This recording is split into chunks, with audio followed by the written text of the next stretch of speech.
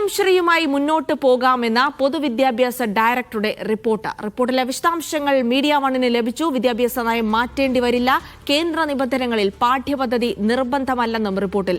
അതേസമയം റിപ്പോർട്ടിൽ സർക്കാർ അന്തിമ തീരുമാനമെടുക്കും. വിജിൻ വായന്തോട് വിവരങ്ങൾ നൽകും. തിരുവനന്തപുരത്ത് നിന്ന് വിജിൻ, ഇടത് സർക്കാർ ഏറെ പഴികേട്ടതാണ് PM ശ്രീ ഒപ്പുവെക്കാനുള്ള തീരുമാനം. അതിലിപ്പോൾ അതേ നയം തന്നെ തുടരാമെന്നുള്ള ഒരു നിർദ്ദേശം അല്ലെങ്കിൽ ഒരു ശുപാർശ നിലവിലെ സർക്കാരിന് ലഭിക്കുന്നു. അതായത് പാഠ്യപദ്ധതികളിൽ മാറ്റം വരുന്നില്ല എന്നാണോ ഈ റിപ്പോർട്ടിൽ പറയുന്നത്? എന്താണ് ഇപ്പോൾ ആ റിപ്പോർട്ടിന്റെ വിശദാംശങ്ങൾ? ജിൽസി, UDF സർക്കാർ അധികാരത്തിൽ വന്ന എൻ ഷംസുദ്ദീൻ വിദ്യാഭ്യാസ മന്ത്രിയായി ചുമതലയെടുത്തതിനു ശേഷമാണ് PM ശ്രീയുമായി മുമ്പോട്ട് പോകുന്നത്. ഏതൊക്കെ വിധത്തിൽ കഴിയും, അതിന്റെ പ്രായോഗികമായ വശങ്ങൾ എന്തൊക്കെയാണ് എന്ന് പരിശോധിക്കാനായി നിലവിൽ പൊതുവിദ്യാഭ്യാസ ഡയറക്ടറോട് അതിനൊരു വിശദമായ റിപ്പോർട്ട് ആവശ്യപ്പെട്ടത്. നിലവിലെ തൽസ്ഥിതി എന്തൊക്കെയാണ്, അതുമായി ബന്ധപ്പെട്ട മറ്റ് കാര്യങ്ങൾ, അതായത് SSK ഫണ്ട് ഉൾപ്പെടെ ലഭിക്കാത്ത സാഹചര്യമുണ്ട്, അങ്ങനെ എത്ര രൂപ ലഭിക്കാനുണ്ട് എന്ന കാര്യത്തിൽ ഉൾപ്പെടെയുള്ള ഒരു വ്യക്തത വരുത്തണം എന്നുള്ളതായിരുന്നു ആ റിപ്പോർട്ട് ആവശ്യപ്പെട്ടുകൊണ്ട് എൻ ഷംസുദ്ദീൻ പറഞ്ഞത്.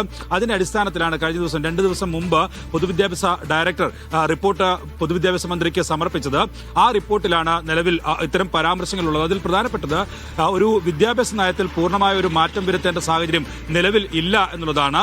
പ്രധാനമായും SSK ഫണ്ട് ഉൾപ്പെടെ ലഭിക്കണമെങ്കിൽ PM ശ്രീയുമായി മുന്നോട്ട് പോവുകയല്ലാതെ മറ്റ് മാർഗങ്ങളില്ല. കാരണം കേന്ദ്ര സർക്കാർ അത്തരം നിബന്ധനകൾ മുന്നോട്ട് വെക്കുകയാണ്. PM ശ്രീ പദ്ധതിയുമായി മുന്നോട്ട് പോയാൽ മാത്രമേ SSKയുടെ ഫണ്ട് നൽകൂ എന്നുള്ളതാണ് പ്രധാനപ്പെട്ട നിബന്ധനയായി നിലനിൽക്കുന്നത്. ഒപ്പം തന്നെ പ്രധാനമായും കേരളത്തിൽ വലിയ വിവാദമായത് കഴിഞ്ഞ LDF സർക്കാരിന്റെ കാലത്താണ് PM ശ്രീയിൽ ഒപ്പുവെച്ചത്. പിന്നീട് CPIയുടെ വലിയ എതിർപ്പ്, ഒപ്പം തന്നെ വിദ്യാർത്ഥി സംഘടനകളുടെ എതിർപ്പ്, അങ്ങനെ അതിനെയൊക്കെ തുടർന്നാണ് അത് മരവിപ്പിക്കാനുള്ള കത്ത് LDF സർക്കാർ നൽകിയിരുന്നത്. അന്ന് വിവാദമായത് ഈ NCERT പാഠപുസ്തകങ്ങൾ അത് SCERTക്ക് പുറമെ പഠിപ്പിക്കേണ്ടി വരും എന്നുള്ളതായിരുന്നു. NCERT പാഠപുസ്തകങ്ങളിൽ പലതരത്തിലുള്ള, അതായത് ചരിത്രത്തെ വളച്ചൊടിക്കുന്നതുൾപ്പെടെ ചില ചരിത്രങ്ങൾ മാറ്റുന്നതുൾപ്പെടെയുള്ള പാഠ്യപദ്ധതികളാണ് അതിൽ ഉണ്ടായിരുന്നത്. അതുകൊണ്ട് തന്നെ അത്തരം പാഠപദ്ധതികൾ അത് കേരളത്തിൽ പഠിപ്പിക്കേണ്ടി വരും.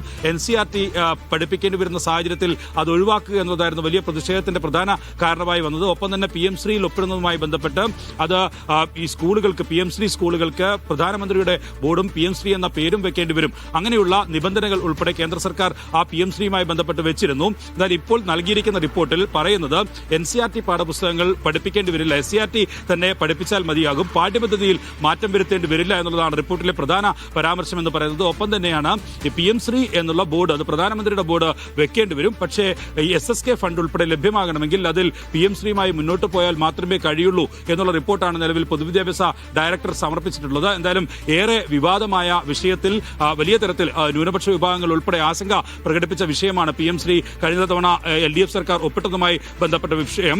അതുമായി ബന്ധപ്പെട്ട വലിയ വിവാദങ്ങൾ ഉണ്ടായിരുന്നു. എന്തായാലും ഈ സർക്കാർ ഇക്കാര്യത്തിൽ എന്ത് തരത്തിലുള്ള നിലപാട് സ്വീകരിക്കുമെന്നുള്ളതാണ് ഇനി അറിയേണ്ടത്. നയപരമായ തീരുമാനമാണ് ഇക്കാര്യത്തിൽ വേണ്ടിവരിക. കോൺഗ്രസിന്റെ വ്യവസ്ഥാപിതമായ നിലപാട്, ഒപ്പം തന്നെ ലീഗിന്റെ നിലപാട്, UDFന്റെ നിലപാട്, അതെല്ലാം പരിഗണിച്ചായിരിക്കും ഇക്കാര്യത്തിൽ മുന്നോട്ട് പോകണമോ. കേന്ദ്ര സർക്കാരിന് നിലവിൽ നൽകിയിരിക്കുന്ന, കഴിഞ്ഞ സർക്കാർ നൽകിയിരിക്കുന്ന, തങ്ങൾ ഇപ്പോൾ ഒപ്പിട്ടെങ്കിലും മുന്നോട്ട് പോകില്ല എന്നുള്ളൊരു കത്തുണ്ട്, ആ കത്ത് പിൻവലിക്കണമോ, അതുമായി മുന്നോട്ട് പോകണമോ എന്ന കാര്യത്തിൽ ഉൾപ്പെടെ തീരുമാനമെടുക്കേണ്ടത് UDFന്റെ നയപരമായ തീരുമാനമാണ്. എന്തായാലും നിലവിൽ ഈ PM ശ്രീ പദ്ധതിയിൽ ഒപ്പിട്ട ശേഷമാണ് 92 കോടി രൂപ അത് LDF സർക്കാരിന്റെ കാലത്ത് SSK വിഹിതമായി ലഭിച്ചിരുന്നത്. ഏറ്റവും അവസാനം ആ പദ്ധതിയിൽ നിലവിൽ ഒപ്പിട്ടു എന്നതുകൊണ്ട് കഴിഞ്ഞ ആഴ്ചയാണ് 348 കോടി രൂപ SSKയുടെ മറ്റൊരു വിധമായി സ്റ്റാർസിന്റെയും ഒപ്പം തന്നെ വിദ്യാഭ്യാസ യജ്ഞത്തിന്റെയും ഒക്കെ ഭാഗമായിട്ടുള്ള തുകയായി അനുവദിക്കാനുള്ള തീരുമാനം എന്തായാലും കേന്ദ്ര സർക്കാർ നിലവിൽ കൈക്കൊണ്ടിരിക്കുന്നത്.